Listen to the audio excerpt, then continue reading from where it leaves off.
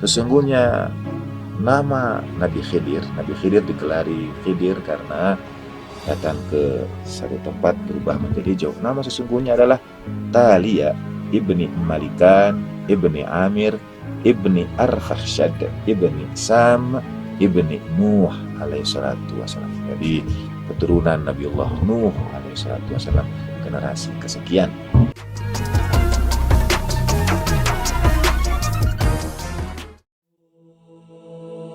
السلام عليك يا رسول الله ورحمة الله وبركاته. السلام عليك يا محمد بن عبد الله. السلام عليك يا خيرة الله. السلام عليك يا حبيب الله. السلام عليك يا صفوة الله.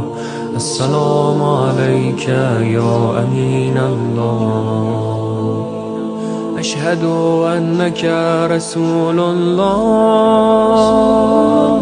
وأشهد أنك محمد بن عبد الله، وأشهد أنك قد نصحت لأمتك وجاهدت في سبيل ربك وعبدته حتى أتاك اليقين. فجزاك الله يا رسول الله أفضل ما جزى نبيا عن أمته. اللهم صل على محمد وآل محمد أفضل ما صليت على إبراهيم وآل إبراهيم إنك حميد مجيد.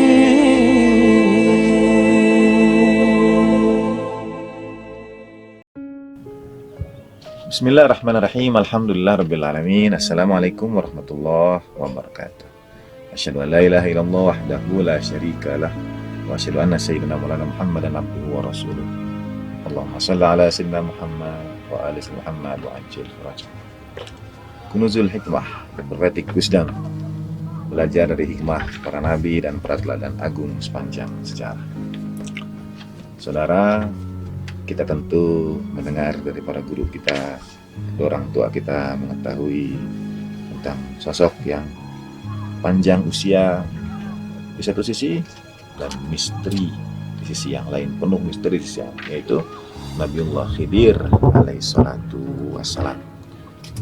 Konon pertemuan Nabi Khidir dengan Nabiullah Musa alaihi salatu wassalam itu adalah di tempat bertemunya dua lautan, atau beberapa orang dalam tasawuf sering dikisahkan perjumpaan dengan seorang soleh abdun min ibadina dalam Al-Quran, atainahu ilman min ladunna, yang merujuk kepada sosok Nabi Khidir alaihissalam itu dekat perairan, telaga, danau seperti situ sekarang ini. Karena itulah Nabiullah Khidir alaihissalam disebut Nabi Khidir. Khidir artinya kehijauan. Kubah baginda Nabi SAW di masjid di Madinah, di Masjid Nabawi disebut dengan Qubbatul Khadra, kubah hijau. Khidir, Khadra dari akar kata yang sama. Dalam Ilalus Syara'i dari Imam Ja'far Shadiq alaihi salatu wassalam, annahu qala innal Khidra alaihi salatu wassalam kana nabiyyan mursala. Nabi Khidir itu adalah nabi yang diutus Allah Subhanahu wa taala. Ba'athahu Allah taala ila qaumihi fada'ahum ila tauhidih. Allah Subhanahu wa taala mengutusnya ke tengah-tengah kaumnya, mengajaknya untuk bertauhid, mengesahkan Allah Subhanahu wa taala, wal iqraru bi anbiya'ihi wa rusulihi wa kutubihi, seperti tugas para nabi yang lainnya, menyatakan keimanan kepada para nabi, para rasul dan kitab-kitab yang Allah taala turunkan. Dan mengapa disebut Khidir? Wa kanat ayatuhu annahu kana la yajlis ala khasbatin yabisah wala ardin bayda illa azharat khadra. Kalau beliau itu datang ke satu tempat, mengapa disebut Nabi Khidir? Karena kalau beliau duduk di satu tempat yang kering atau di satu tempat yang putih tak berwarna, misalnya kering, kerontang, illa azharat khadra, kecuali tempat itu akan berubah menjadi hijau. Jadi kedatangan Nabi Khidir alaihissalam menghidupkan yang sudah mati dari tanah yang kering dan tandus itu, karena itu disebut Nabi Khidir. Kedatangannya menghadirkan yang hijau-hijau. Kita berada di tengah alam yang hijau seperti ini, mengingat Allah Subhanahu wa taala, menyampaikan salam selawat berbaginda Nabi sallallahu alaihi wasallam dan para teladan agung sepanjang sejarah para Nabi Allah, diantaranya Nabi Allah Khidir alaihi salatu wassalam. Sesungguhnya nama Nabi Khidir digelari Khidir karena datang ke satu tempat berubah menjadi jauh. Nama sesungguhnya adalah Talia ibni Malikan ibni Amir ibni Arfakhshad ibni Sam ibni Nuh alaihi salatu wassalam. Jadi keturunan Nabi Allah Nuh alaihi salatu wassalam, generasi kesekian. Dan lalu dalam kisah Nabiullah Khidir itu ada cerita ketika Nabi Khidir alaihissalatu wassalam dalam ayat Al-Quran surat Al-Kahfi surat 18 ayat 82, a'udzubillahi minasyaitonir rajim, wa ammal jidaru fakana li ghulamaini yatimaini fil madinah wa kana tahtahu kanzun lahuma wa kana abuhuma salihah. Kita mengetahui kisah Nabiullah Khidir ini alaihissalam, sadaqallahul maulana al-aliyul azim, bahwa melewati satu tempat, kemudian ada dua anak yatim yang ditolong Nabi Khidir alaihissalam. Mengapa? Karena di bawah tembok itu ada kanzun lahuma, ada harta karun bagi mereka berdua. Kanzun seperti acara kita kunuz kalau jamak, kalau satu kanzun.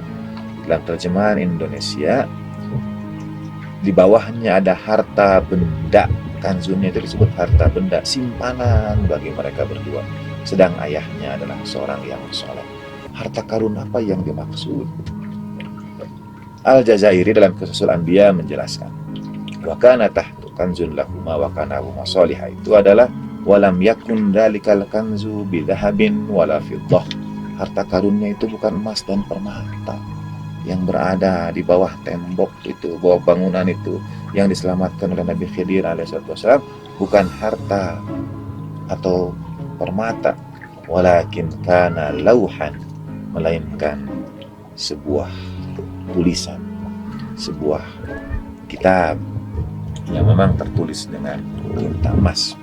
Fihi maktubun, dan tertulis di zaman dahulu, bahkan sampai dalam riwayat juga, kalau ada sesuatu yang sangat berharga sekali, hendaknya dituliskan dengan tinta emas sehingga bertahan hingga keturunan yang akan datang.